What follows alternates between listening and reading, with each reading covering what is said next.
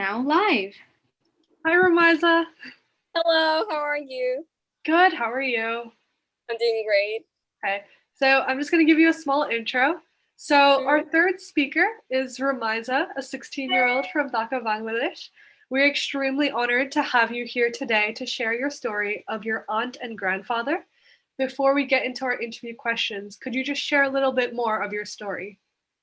Okay, so my aunt and my grandma both are breast cancer survivors, and they first got it when I was 10. So the story went up like this. I go to their house and I see everyone crying because I was 10. I didn't know what was happening. And I went to her and I hugged her. I was like, what's wrong?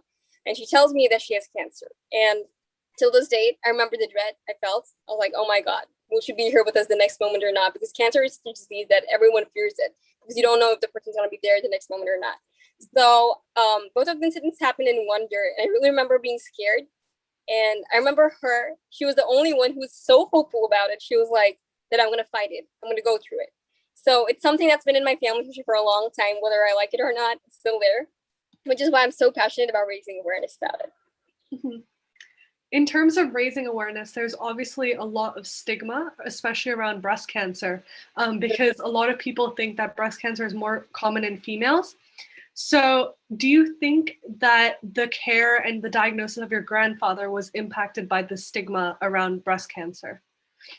No, not necessarily, because I feel like that, there were obviously some questions like, okay, does it happen in men too, or is it just a woman's thing?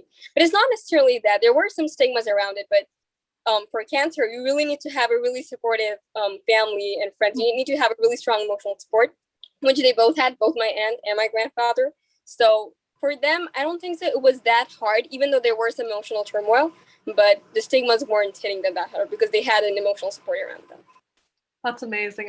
The idea of support is just so strong because it really helps just a patient to get through such difficult times. Going off of support, do you feel like you were supported as a young person to have such a difficult experience? Well, yeah, the doctors and our family members were obviously very supportive about it. The first thing I remember them being saying is that there's two things. You can either be a victim of cancer or you can be a survivor of it, which I think really impacted 10-year-old me because I was freaking out thinking, oh my God, what if they're not there the next moment? Mm-hmm. As for my father and my aunt, both of them received tremendous amount of support, both from the hospital, home, and family, which I think really pushed them to get through it.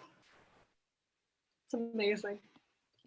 Yes, absolutely. And I think personally, I was also quite young when my aunt was diagnosed with cancer and my grandmother. And when that happened to me, I was always protected from sort of information where they don't want to tell you everything. They keep it very vague.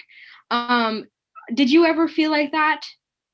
Well, yeah, some informations were disclosed at a later stage. They weren't upfront about everything, but I was told that they had cancer, and I was kind of given a brief idea because my family did not exactly go with the social norm. So they gave me some social idea about what cancer is, how they might behave, that we need to be supportive towards them, we need to be kind, and just gave me a gist of it. But I think I complied with it really well since I have such a close emotional bond with both of them. That's amazing. And are you grateful for that level of censorship, or did you ever feel that you wanted more information of what was going on?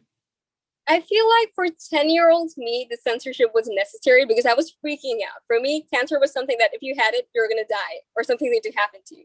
And since I had such a close bondage to them and considering the amount of knowledge I had when I was 10, I think it was necessary to some extent for me. Absolutely. Yeah, I completely agree. Thank you. Mm-hmm.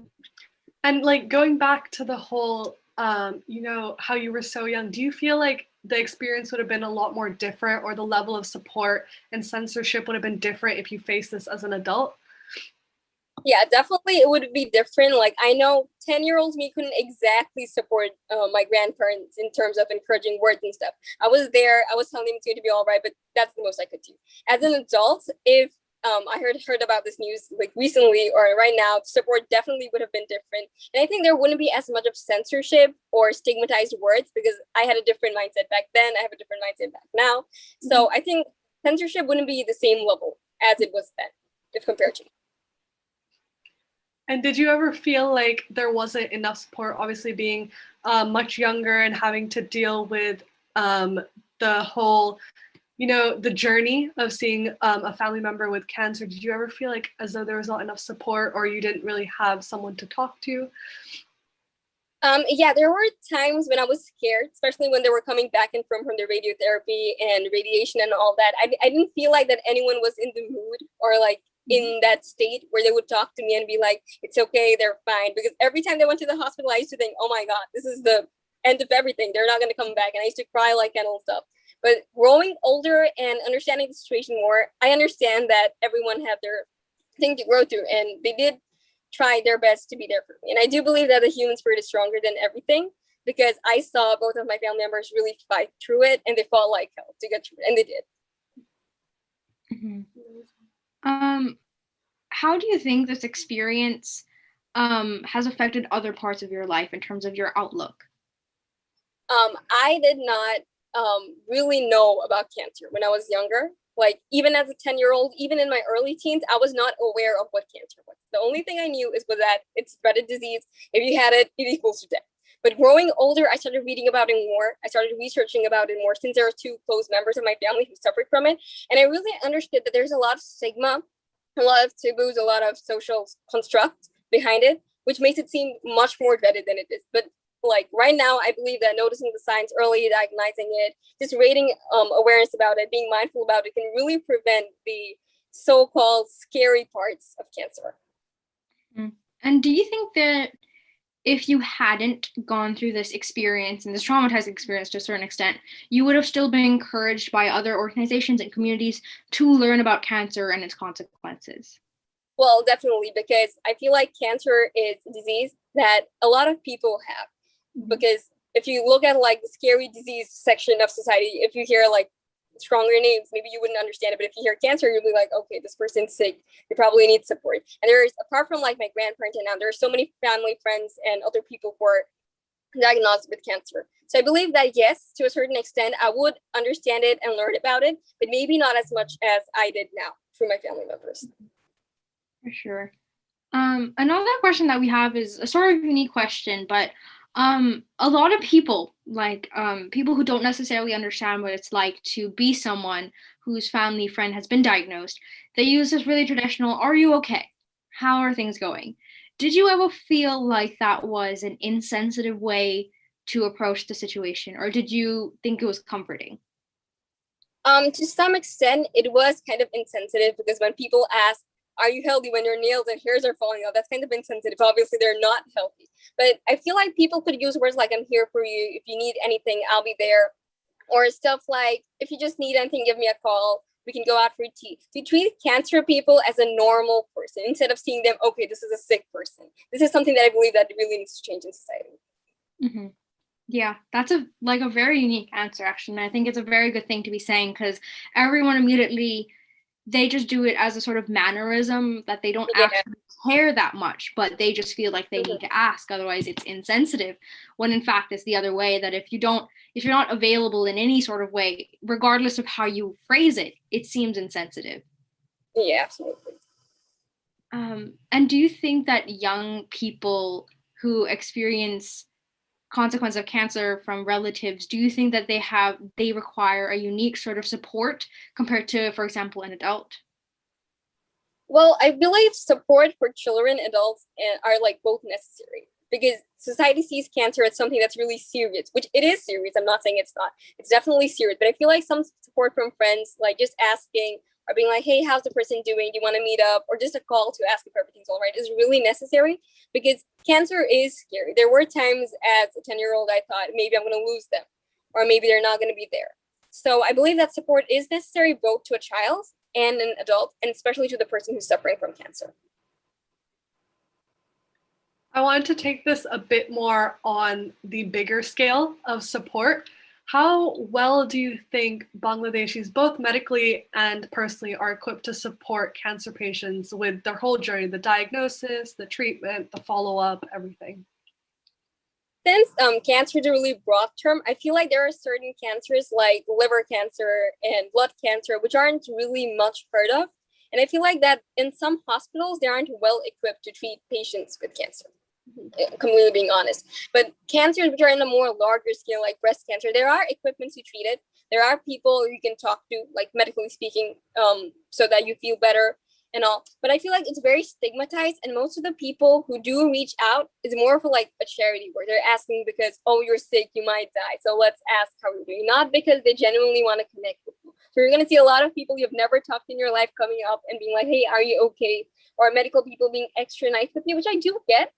But I feel like that support is something that just should be there. It's not exactly really well equipped, but there is a certain level of equipment and support in Dhaka. Mm-hmm. Kind of taking this back to like the social media, I think we talked with a girl named Maisha in the morning, and not in the morning, like an hour ago maybe, and she was talking about how a lot of people, they just repost on social media just because someone tells them to, and they don't want to actively participate. And when you talked about how that only certain cancers have the availability to be treated, and other ones aren't really known too much about. That's why I thought about that. A lot of people just do it just like that. Yeah, exactly. They don't really do it with much thought or with much like care. They just want to be part of it almost. Yeah. What do you think on more a domestically and potentially global scale is lacking with the type of support for cancer patients and their families?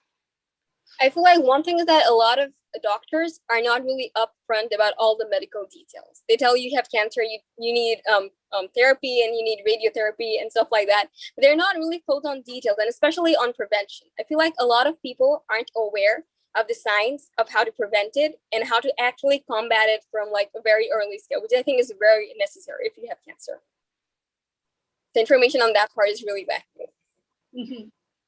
I think there needs to be a lot more awareness around the condition and not just the cancer. Yeah, exactly. Just we need more awareness around the whole condition and disease in general, and we need to like share it with the general public. It shouldn't be something you just find out at a doctor's office when your loved one has it. Yeah.